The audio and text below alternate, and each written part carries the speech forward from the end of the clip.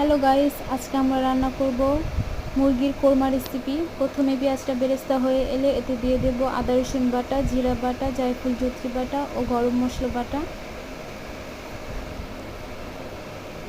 এরপর দিয়ে দেব স্বাদ মতো লবণ।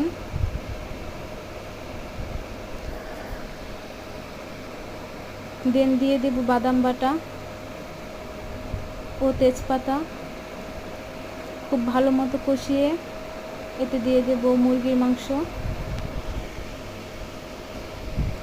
একটু ভালো করে নাড়াচাড়া করার পর এতে দিয়ে দেব টক দই ও কাঁচামরিচ বাটা।